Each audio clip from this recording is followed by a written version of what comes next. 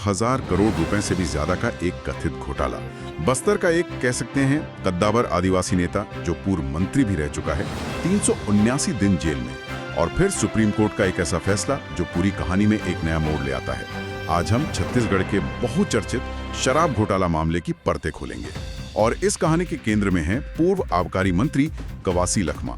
15 जनवरी 2025 से वो जेल में बंद थे और अब उन्हें सुप्रीम कोर्ट से अंतरिम जमानत तो मिल गई है, लेकिन शर्तें ऐसी हैं जो उनकी राजनीतिक आजादी पर ही सवाल खड़े करती हैं। इस पूरे मामले की मतलब इस राजनीतिक बिसात को समझने के लिए हमने कई न्यूज रिपोर्ट्स और कानूनी दस्तावेजों को खंगाला है। हमारा मकसद सिर्फ ये जानना नहीं है कि क्या हुआ, बल्कि ये समझना है कि इसके मायने क्या हैं। तो चलिए इस सियासी और कानूनी चक्रव्यूह में उतरते हैं, समझने की कोशिश करते हैं कि ये जमानत आखिर क्या कहती है, लखमा पर लगे आरोप कितने संगीन हैं और कैसे ये एक मामला छत्तीसगढ़ की पूरी राजनीति को हिला रहा है। तो सबसे पहले सबसे बड़ी खबर पर आते हैं। 3 फरवरी 2026 सुप्रीम कोर्ट का फैसला आता है और कवासी लखमा को अंतरिम जमानत मिल जाती है। 1 साल से भी ज्यादा समय के बाद वो जेल से बाहर आए। जी, और ये जमानत सिर्फ एक मामले में नहीं बल्कि प्रवर्तन निदेशालय यानी ईडी और राज्य की आर्थिक अपराध शाखा यानी EOW दोनों के मामलों में एक साथ दी गई है। अच्छा, दोनों में? हाँ, लेकिन जैसा आपने कहा ये कोई आम जमानत नहीं है। इसके साथ जो शर्तें जुड़ी हैं वो बेहद सख्त और यूं कहिए कि असाधारण है। सबसे असाधारण शर्त कौन सी है? क्योंकि जमानत में शर्तें तो होती हैं। देखिए, सबसे बड़ी और चौंकाने वाली शर्त ये है कि कवासी लखमा को छत्तीसगढ़ राज्य से बाहर रहना होगा। क्या? जी, वो अपने ही गृह राज्य में प्रवेश नहीं कर सकते। 1 मिनट, अपने ही राज्य से बाहर रहने का आदेश? हाँ, उन्हें सिर्फ एक ही सूरत में आने की इजाजत है, जब अदालत में उनकी पेशी हो और वो भी सुनवाई से ठीक 1 दिन पहले आकर काम खत्म होते ही वापस जाना होगा। एक मौजूदा विधायक के लिए ये तो एक तरह का राजनीतिक वनवास हो गया। बिल्कुल। अदालतें आमतौर पर इतनी सख्त शर्त क्यों लगाती हैं? मतलब क्या ये गवाहों को प्रभावित करने की आशंका से जुड़ा है? बिल्कुल। जब किसी मामले में आरोपी बहुत प्रभावशाली होता है, चाहे राजनीतिक रूप से या किसी और तरह से, तो अभियोजन पक्ष अक्सर ये दलील देता है कि वो गवाहों को डरा सकता है या धमका सकता है। हाँ, या सबूतों से छेड़छाड़ कर सकता है। तो अदालत इस शर्त के जरिए उस आशंका को ही खत्म कर देना चाहती है। ठीक है।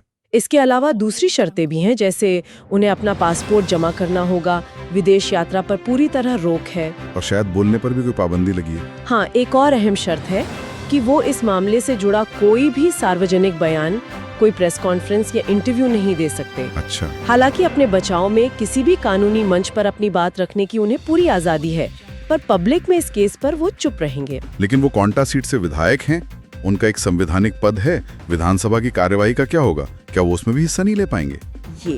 ये एक बहुत पेचीदा सवाल था और सुप्रीम कोर्ट ने भी बड़ी होशियारी से इसका फैसला विधानसभा अध्यक्ष पर छोड़ दिया है। मतलब? अदालत ने कहा कि जब इस मामले में चार्जशीट दायर हो जाएगी और निचली अदालत उस पर संज्ञान ले लेगी, तब विधानसभा अध्यक्ष नियमों के तहत इस पर उचित निर्णय लेंगे। यानी गेंद अब स्पीकर के पाले में? बिल्कुल। तो शर्तें तो इतनी सख्त हैं कि जमानत मिलने के बाद भी वो राजनीतिक तौर पर लगभग निष्क्रिय ही रहेंगे। ये शर्तें बताती हैं कि आरोप कितने गंभीर होंगे। बिल्कुल। हाँ। चलिए अब इस घोटाले के ताने बाने हो रही समझते हैं।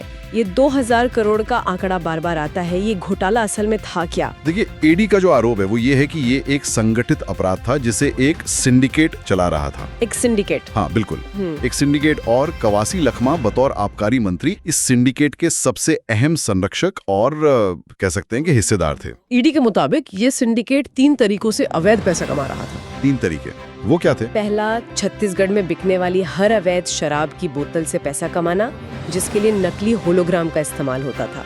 दूसरा, शराब बनाने वाली कंपनियों से कमीशन लेना। और तीसरा जो सबसे बड़ा हिस्सा था वो था आबकारी नीति को ही अपने हिसाब से बदलकर फायदा उठाना। अच्छा, और इसी तीसरे पॉइंट में लखमा की भूमिका सबसे अहम बताई जा रही है। जी, खास तौर पर राज्य में FL10 लाइसेंस की शुरुआत के जरिए।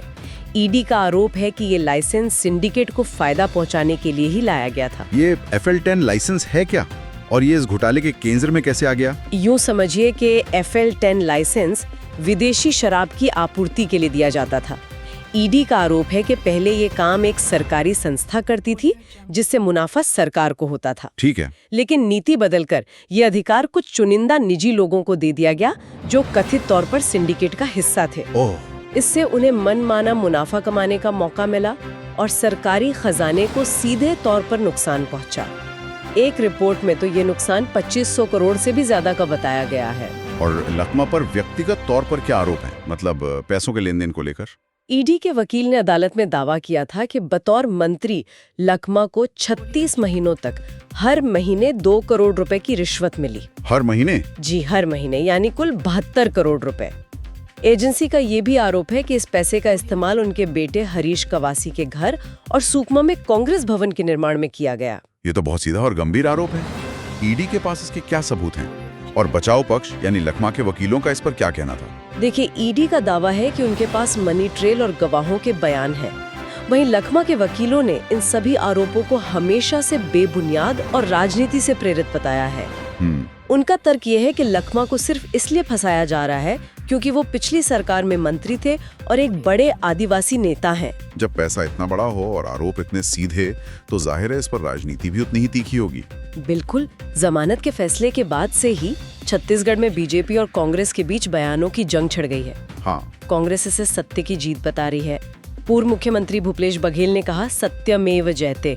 वहीं प्रदेश अध्यक्ष दीपक बैज ने पहले ही आरोप लगाया था कि बीजेपी सरकार बदले की भावना से आदिवासी नेताओं को निशाना बना रही है। और बीजेपी का इस पर क्या कहना है? बीजेपी का स्टैंड भी साफ है।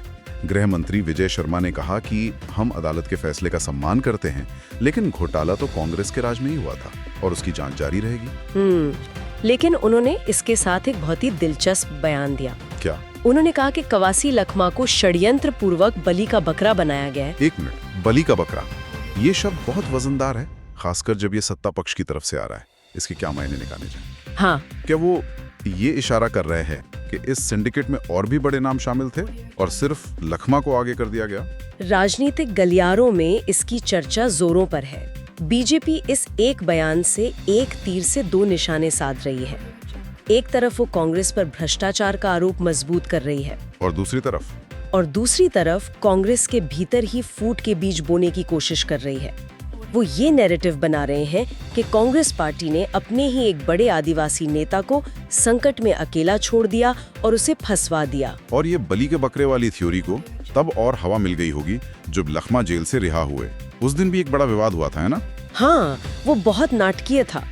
जब लखमा 379 दिनों बाद रायपुर सेंट्रल जेल से बाहर आए तो उनके परिवार के लोग और सैकड़ों समर्थक तो वहाँ ढोल नगाड़ों के साथ मौजूद थे। लेकिन कांग्रेस का कोई भी शीर्ष नेता उन्हें लेने नहीं पहुंचा। न पूर्व मुख्यमंत्री, न प्रदेश अध्यक्ष, न ही विपक्ष चरणदास महंत। और वजह क्या बताई गई? आधिकारिक तौर पर कहा गया कि सभी नेता अपने पूर्व निर्धारित कार्यक्रमों की वजह से शहर से बाहर थे, लेकिन राजनीति में संयोग कम ही होते हैं। सही बात है। बीजेपी ने इसे तुरंत लपक लिया। उनके प्रवक्ता ने कहा कि कांग्रेस ने एक आदिवासी नेता को सिर्फ मोहरे की तरह इस्तेमाल किया और जब वो संकट में फंसे तो उनसे दूरी बना ली। उन्होंने ये भी याद दिलाया कि जब दूसरे नेता जेल से रिहा हुए थे तो यही बड़े नेता उन्हें लेने पहुंचे थे। तो क्या ये सिर्फ पूर्व निर्धारित कार्यक्रम का मामला था या इसके पीछे कोई गहरा राजनीतिक संदेश छिपा है? इसे 2 तरह से देखा जा रहा है। एक कि शायद पार्टी भ्रष्टाचार के इतने गंभीर आरोपों से खुद को सार्वजनिक तौर पर दूर रखना चाहती है, खासकर जब मामला अभी अदालत में है। और दूसरा जो ज्यादा गंभीर है वो ये कि क्या ये कांग्रेस के भीतर और अन्य नेताओं के बीच चल रही खींचतान का नतीजा है। ये घटना पार्टी के अंदर की दरारों को साफ तौर पर दिखाती है। राजनीति अपनी जगह है, लेकिन आखिर में ये मामला अदालत में है। तो इतने गंभीर आरोपों, 2000 करोड़ के घोटाले और सिंडिकेट के संरक्षण के आरोपों के बावजूद सुप्रीम कोर्ट ने जमानत दी क्यों? अदालत ने किन बातों पर गौर किया? चीफ जस्टिस सूर्यकांत की बेंच ने जमानत देते हुए 3 मुख्य बातों का जिक्र किया। ठीक है। पहला था समानता का सिद्धांत।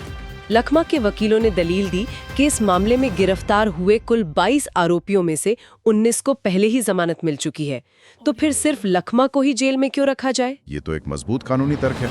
और बाकी 2 कारण? दूसरा कारण था कि वो पहले ही 1 साल से ज्यादा का समय, लगभग 379 दिन जेल में बिता चुके थे।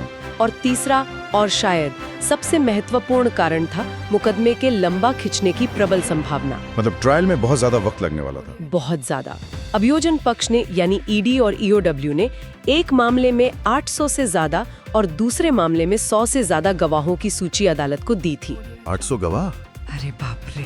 जी, तब तो ये केस दशकों तक चल सकता है। अब समझ में आया कि सुप्रीम कोर्ट ने जमानत देते हुए अनिश्चित काल तक जेल में नहीं रख सकते वाली बात क्यों कही। बिल्कुल, अदालत ने कहा कि इतने गवाहों के बयान दर्ज करने में सालों लग जाएंगे और मुकदमा जल्द शुरू होने की कोई संभावना नहीं दिखती। ऐसे में किसी व्यक्ति को अनिश्चित काल तक जेल में रखना संविधान के अनुच्छेद 21 जीवन और व्यक्तिगत स्वतंत्रता के अधिकार का उल्लंघन, हाँ, उसका उल्लंघन हो सकता है। और ये पूरा मामला कवासी लखमा के व्यक्तित्व के इर्द गिर्द घूमता है, जो खुद में एक कह सकते हैं कि विरोधाभास हैं। एक तरफ उन पर इतने बड़े आर्थिक घोटाले का आरोप है, दूसरी तरफ उनकी छवि एक ठेठ जमीनी नेता की है। निश्चित रूप से वो बस्तर के एक ऐसे दिग्गज नेता हैं जो अपनी सादगी और बेबाक अंदाज के लिए जाने जाते हैं। सुकमा जिले की कोंटा सीट से वो 2003 से लगातार विधायक हैं।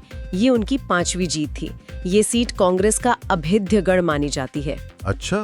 और दिलचस्प बात यह है कि वो सिर्फ 5वीं कक्षा तक पढ़े हैं, लेकिन गोंडी और हल्बी जैसी आदिवासी भाषाओं समेत 5 भाषाएं जानते हैं। आदिवासियों के बीच उनकी पकड़ बहुत मजबूत मानी जाती है। शायद यही जमीनी पकड़ उन्हें कांग्रेस के लिए जरूरी भी बनाती है और बीजेपी के लिए एक आसान निशाना भी। हाँ, उनका यही प्रोफाइल उन्हें छत्तीसगढ़ की राजनीति में एक अनोखा किरदार बनाता है। वो सिस्टम का हिस्सा भी हैं और कई मायनों में उससे बाहर भी दिखते हैं। तो कुल मिलाकर तस्वीर ये बनती है, एक दिग्गज आदिवासी नेता जमानत पर तो बाहर है, लेकिन अपने ही राज्य और अपने ही विधानसभा क्षेत्र से बाहर रहने को मजबूर है। एक तरफ 2000 करोड़ रुपए से ज्यादा का भ्रष्टाचार का मामला है जिसका मुकदमा शायद सालों तक खींचेगा, और दूसरी तरफ एक जबरदस्त राजनीतिक लड़ाई है जहां दोनों पार्टियां एक दूसरे पर साजिश, धोखे और आदिवासी अस्मिता के इस्तेमाल का आरोप लगा रही हैं। बिल्कुल, ये जमानत कवासी लखमा के लिए एक बड़ी व्यक्तिगत राहत जरूर है, लेकिन इसके साथ जुड़ी कड़ी शर्तों ने उन्हें फिलहाल छत्तीसगढ़ की राजनीति में एक मूक दर्शक बना दिया है। सही बात है। और जैसा हमने चर्चा की, बीजेपी का बली का बकरा वाला बयान और लखमा की रिहाई पर कांग्रेस के बड़े नेताओं की गैर मौजूदगी, ये दोनों चीजें इस कहानी में सिर्फ भ्रष्टाचार की नहीं, बल्कि पार्टी के अंदर की राजनीति की गहरी परतें भी जोड़ती हैं। अदालत ने जमानत देते हुए इस बात पर खास गौर किया कि मुकदमा बहुत लंबा चल सकता है, तो ये हमें एक बड़े सवाल पर छोड़ जाता है। जब किसी केस में 800 से ज्यादा गवाह हों और ये साफ हो कि ट्रायल सालों, शायद दशकों चलेगा, तो फिर गिरफ्तारी का मकसद क्या रह जाता है? क्या वो सिर्फ जांच का एक हिस्सा है, या फिर सुनवाई से पहले ही एक सजा बन जाती है?